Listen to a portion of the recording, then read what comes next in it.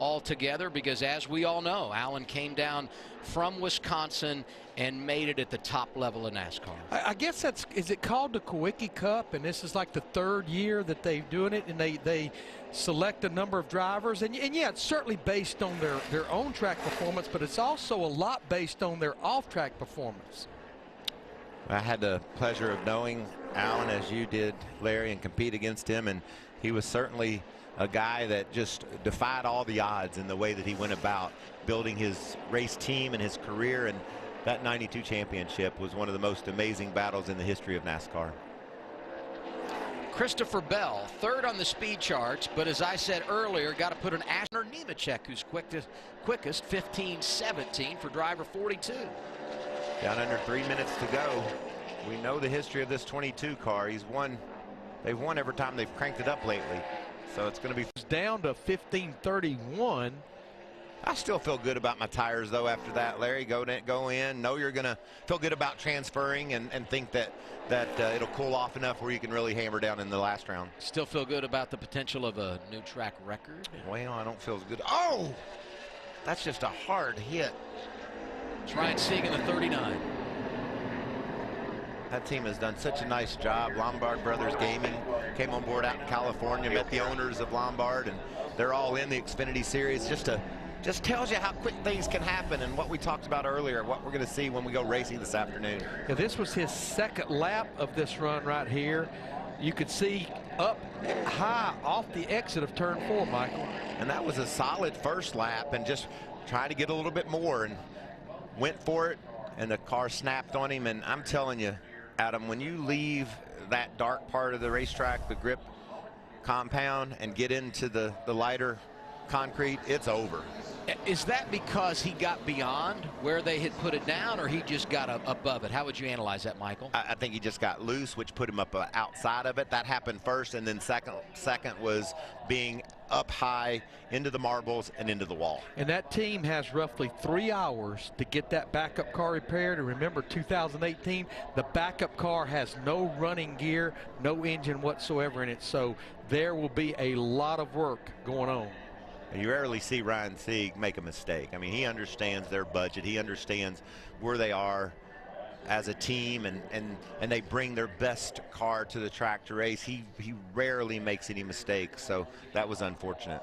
Just over 2 minutes into the second round, the clock is stopped for Ryan Sieg, who got into the wall. The 5 cars that have been out there: Sieg, and then Christopher Bell, Daniel Hemrick, Brandon Jones, and Ryan Reed.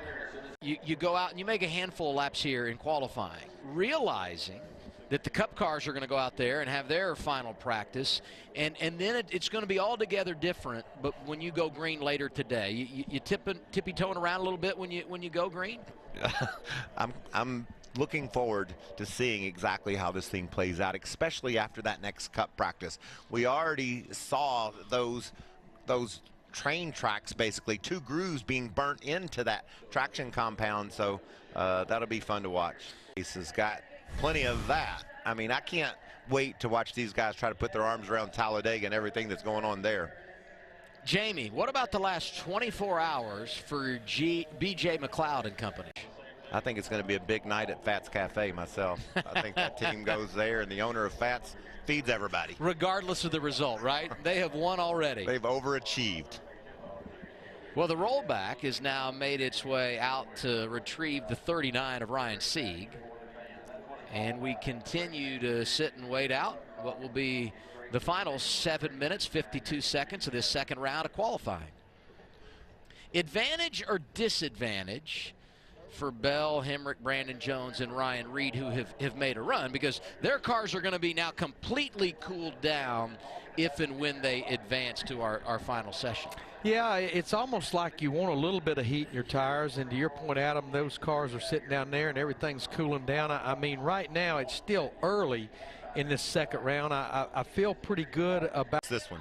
Well, we know they still have to pass all the inspections, including that optical scanning station that scans basically that entire body. But I just think the biggest decision is the fact that, you know, if you go to a backup car, no matter how fast you are today, you're going to start. You know what I loved about yesterday, Adam, when we woke up and we watched these cars hit the track? I had no idea who the favorite to win this afternoon was going to be. I looked at lap times. I talked to some of the drivers. I wanted to see who we would pick to be the best. I picked Christopher Bell right between practice. I said, he's the 8-5. 4 minutes to go here, Jamie. Big hit for Ryan Sieg. You see behind me the backup car, the primary was just wrecked. What exactly happened, Ryan? Just got a little loose. I was trying to get a little bit more. It took a big bounce right in the center, got tight, and then jumped loose, and then I got in the marbles, and then that was it. Just a fine line. I was trying to get a little bit more, and I guess just went a little too far, but just took a big bounce and then got loose. Just sucks because this is what our Texas car, so it doesn't have brakes and seats, but just can't thank Lombard brothers coming on, and it was a decent weekend, but just hopefully it keeps getting better. A lot of work for the 7 employees here at the racetrack. Yeah, not the start to 2018 that they would have liked. Ryan Sieg in a backup car, going to have to start at the rear. And today, hey, there are the numbers. Stage 1 and 2, 85 laps, 130 lap run to the checkers. Number of drivers going to the back. Ryan Sieg, J.J. Yaley, driver swap there over at Sieg Racing. And then Mike. Right up by the wall. Allgaier pulling away his advantage over us.